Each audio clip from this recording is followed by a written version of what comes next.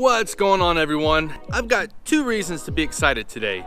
First off, it's February, the sun is out, we've got blue skies, and it's above 50 degrees. The second reason to be excited is to show you guys this. 1968 Ford F100 Ranger.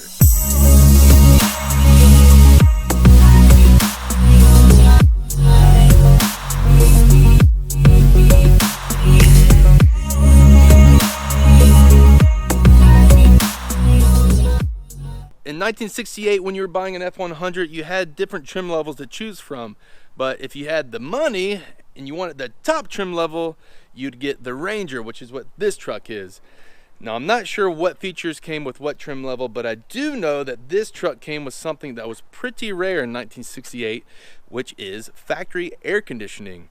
Now, I know that might not impress some of you guys, being as there's TVs and headrests now, heated and cooled seats, you've got Wi-Fi in cars, even autonomous cars that can drive themselves.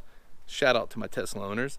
But in 1968, factory air conditioning was a huge deal. To put things into perspective, in 1968, seat belts were still a new thing. So to have Freon brush across your face on a humid summer Tennessee day, that was impressive. So, being 50 years old though, this truck does have some issues. So what I want to do is give you guys just a quick walk around of the truck, show you guys some of the projects that we're going to have to tackle to get this thing back on the road and hopefully turn a little bit of a profit.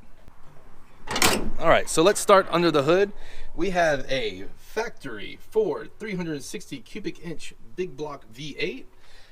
Not too much to do under the hood. We're going to have to go through all the electric, make sure that there's no leaks, and the biggest thing that we're going to have to tackle under here is going through the air conditioning system, making sure we don't have any leaks, making sure that the Freon is charged and that's working properly, because that's going to be a huge selling point for this truck. But other than that, not really too much to do under here, so let's move on. Moving on to the exterior of the truck, there's really nothing that we're going to have to do to the body, because every single panel is straight. We don't have any dings anywhere.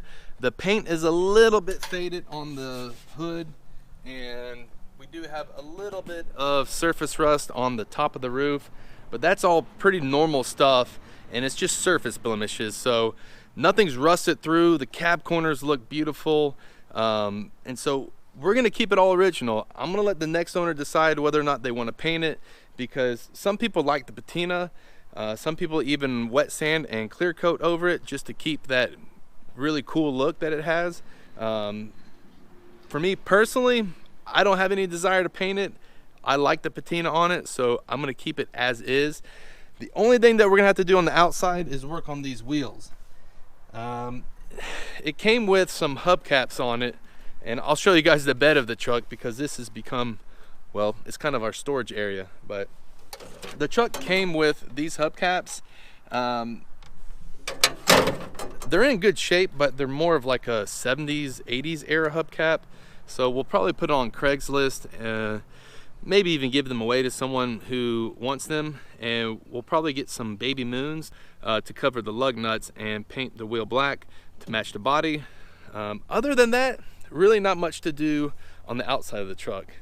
The inside of the truck is where we're gonna spend most of our time. So we've already taken out the old carpet, we've taken out the seat, and what we've exposed is our biggest issue, which is this. That is a big hole in the floor pan. Now, I know it looks pretty intimidating, but the good news is we have a new floor pan.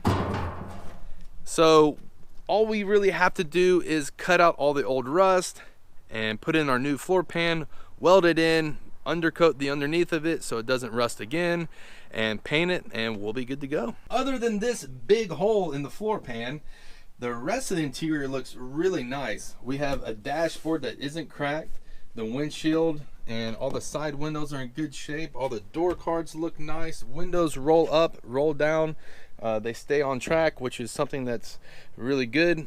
The AM FM radio works, all of our trim pieces are here, most of our gauges work. We will have to work on a few of those, but overall it's really just that floor pan we have to fix, and then we got new carpet and we've got new upholstery for the seat. Other than that, that's all we really have to do to the interior of the truck.